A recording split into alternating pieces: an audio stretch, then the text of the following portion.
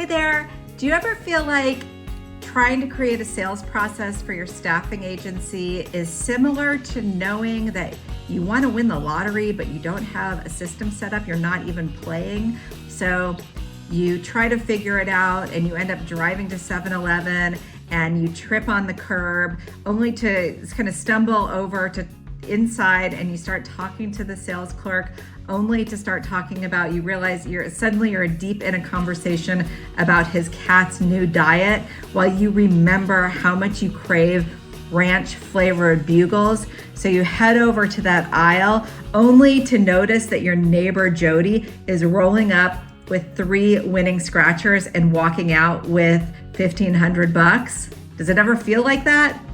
Well, don't worry. I'm Diane and I'm here to help. So let's get down to it.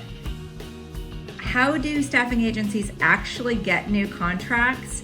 And why is it so important to consistently work on your business development pipeline while you're running your agency? So first, let's get right down to it. How do staffing agencies get new contracts?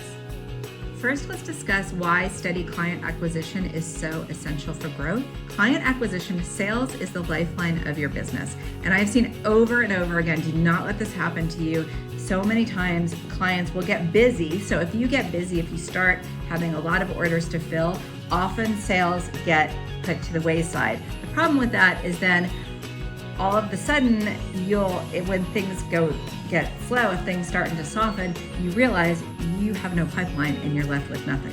So consistent client acquisition ensures, or almost ensures, consistent work and revenue so that you're not having gaps in your income. Steady contracts help predict growth and let you scale. Finally, consistent adding to your pipeline gives you visibility and establishes your reputation in the market. Not only that, obviously you're going to bring in money so that you have consistent cash flow. Like, you don't want to get into that place where you're not really sure where your next check is coming from. You're not sure if you're going to be able to meet payroll. You stop paying yourself. So that is why sales is the lifeline of your business. So let's dig in and let's talk about how to create a systemized sales process so you know that you're doing everything in your power in order to get new contracts. I'll share with you the story of one of my clients, Julia Arpog, who had never had experience selling before. She was very good at recruiting. And so she set out to systematically build her sales process. She leaned into some of the things that we're going to talk about. And at certain points when she called me once, one of her biggest clients had decided to leave. They were going to take their recruiting in-house.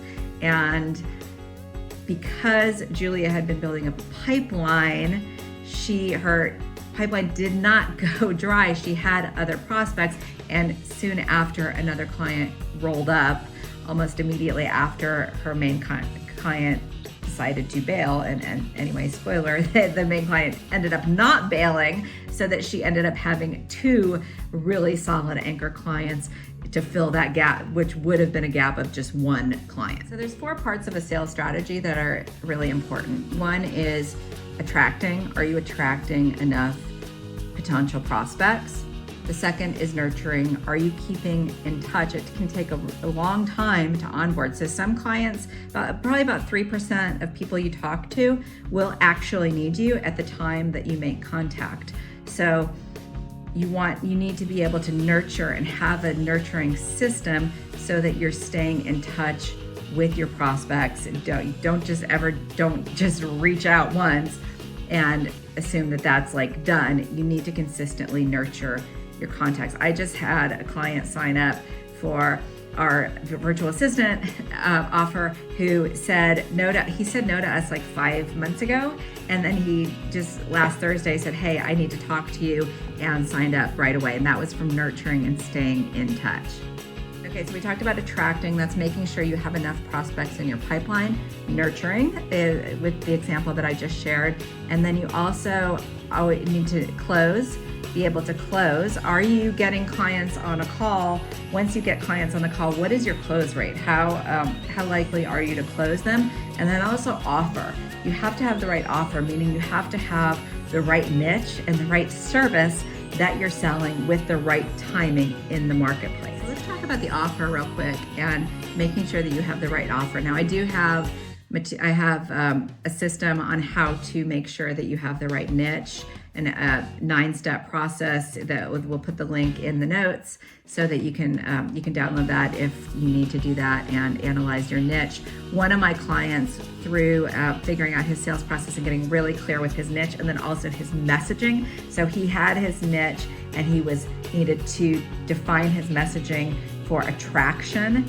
And what he did was, because he had a specific niche, he was able to say to a client who he had been trying to get a call with, he was doing ERP and SAP specifically. So he was able to actually call the client or message the client. He messaged them on LinkedIn and said, "I am your guy for SAP staffing." And that was it. So listen, I'm your guy for SAP staffing. And this was a client he had been trying to get in touch with. He'd been trying to get his attention, but he wasn't super specific on his specialty and his niche.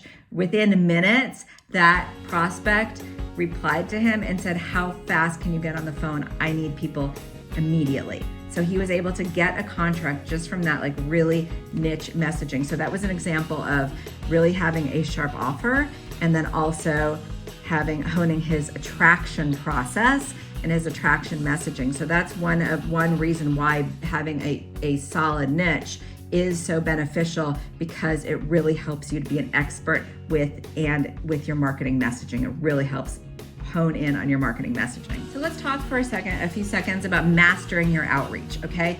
And that's kind of a bit of a misleading statement, because you're never gonna really master your outreach, but in order to have effective outreach, you need to have multiple touches, okay? Not just one, not two, not three. You need to have many, many outreaches. I once closed a client on the 23rd email, okay? So it's consistency in outreach, and it's also messaging, okay? Now, in order to create your message, you want to, one thing that really works well is the voice of customer strategy, which is figuring out exactly what your ideal clients are saying, what are their pain points. Reddit is a great place to search. If you searched, say you were hiring construction managers, if you search Reddit for construction managers, you can find out what they're talking about, find out what your ideal clients are talking about, and answer their questions on LinkedIn, okay, as long as they're on LinkedIn or wherever they're at. So find out where they're talking, get really deep into their pain points. And then if you're gonna use ChatGPT or AI to help you, make sure that you are still using your own tone of voice, okay? Because the niche is really important, and also you need to differentiate yourself by showing your personality. Be different, and the only way to be different is to be you. Okay, so I have a tone of voice exercise. We'll also link that in the comments so that you can really make sure that you're talking like yourself and not like everybody else, and not like a third-party kind of service that somebody hired to do your outreach for you. So even if you are hiring and delegating that process, it's still super important to sound like it comes from your own voice. We talked about attracting, and we're also going to talk about nurturing.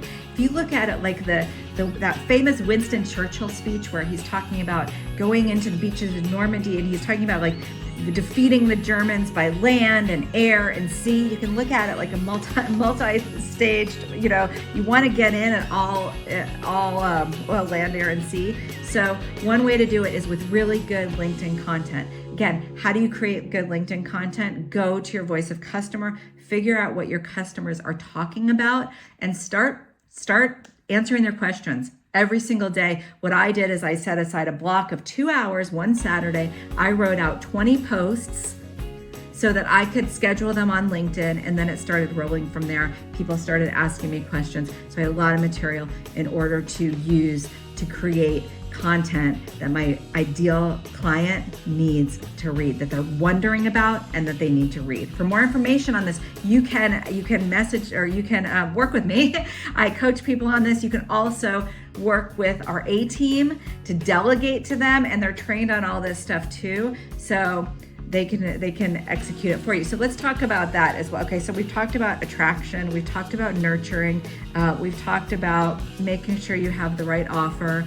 Now we'll get back to delegation. Let's talk about closing. So always make sure that when you're on a call, you're closing the deal. Okay, so in order to close the deal, you need to make sure to ask for the sale. A lot of times people end the call without even asking for the business. Okay, and if they give you any kind of thing like send me a proposal, if you don't close right away, make sure you set up your second call. Okay, do not let somebody get off a call without having another call scheduled. So if they ask you to send them something, say, in your own words, say, let's set up a call, or I will have a proposal for you. Is tomorrow at 4 o'clock or whatever you say, is that a good time to go over your proposal? So you want to schedule the follow-up call. Okay, that's ideal. And also remember, it can take some time in order to close a deal. Sometimes you're going to hear no's.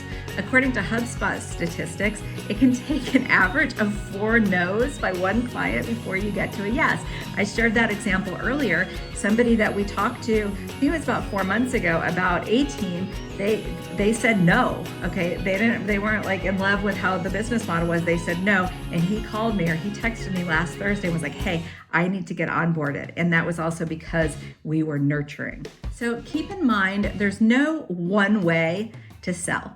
There's no one way to set up a sales process. People will ask me, what is the best way to have a sales process? The best way is the most natural way and the things that are going to work for you. So there's going to be a bit of trial and error. So you're going to try some different things. That's why I don't love coaching programs that are like, this is the way, pay me $18,000 and I'll teach you the one way to do this cold email sequence, because there are a lot of different ways to do biz dev, and you want to find out what are the best ways for you. Okay, now how do you do this all and make sure? You're probably thinking right now, like going back to that example of buying a lottery ticket and not even being able to like get to the clerk to ask for the ticket, to purchase the ticket. You might even be feeling like that, where you've got so much to do. How do you stay consistent? You might even have had some sales momentum, then you get some orders or you get some new contracts, and then you're busy placing people, and then your pipeline dries up. So the consistency is extremely important. That's why I recommend delegating. So that delegation is happening so that even when you're not able to do all the actions that you need to do in order to create a steady stream of clients, that you have somebody doing it, so that you're always outreaching, that you're always doing some sales activity in the background, so that it is not reliant upon you as the owner having enough time. So whether it's creating lead generation for you, my team, I realized I was taking forever. Like I would get incoming leads, or I'd get a reply even to a sales outreach that I did that I spent a lot of time putting together, only to realize that I wasn't even replying to them on time because I didn't have enough time. I was working with my clients. So now my team, my ATeam, my own personal team, they make sure that all of my prospects are nurtured. They make sure that they're all responded to. Now I'm to the point where my ATeam, yes, my offshore team in the Philippines now is doing my sales calls for me. Okay. So if anyone is, typically when people are talking to me, they have to pay, and they have to hire me before they get to talk to me. Okay. So my team is at that point, yes, my offshore team in the Philippines is now doing all of my sales activity for me, and we're getting 5 to 10 incoming leads every single day. So here's a recap. So in order to have a thriving business, you need to have a sales process in place, okay? There's not one specific sales process. There are many different ways to create a sales process. It can get overwhelming, like that example of trying to buy a lottery ticket and getting distracted.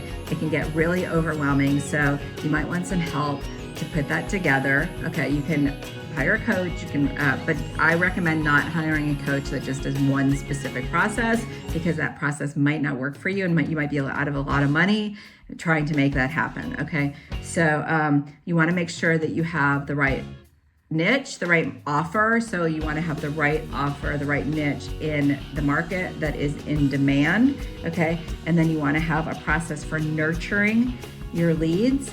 making sure that you're staying in contact with them for when they need you. For me, I do that through LinkedIn posts, and I also do it through LinkedIn engagement, and I have a client newsletter, which all of that sounded really overwhelming to me. And I use my team now to help me with all of that.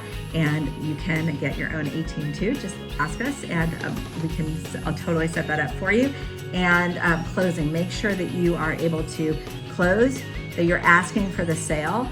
And also then when you're ready to hire people to do that, that they're also, you have these processes in place so that they can actually do these processes. So delegation is super key. It's so helpful for me. Like I am at the point now where like I don't even have that many calls, which is amazing. So I get to stay in my zone of genius where I know that my ATeam is handling all of my sales process. So if any of this sounds good to you, then let us know, reach out, schedule a call with ATeam so that you can understand how we can help you to set up your sales process so that it's streamlined, so that you know every single day that you're doing, that everything is being done in your power to make sure that you have consistent contracts and that you have consistent sales pipeline so that you can scale and have the business that you want to have and that you deserve.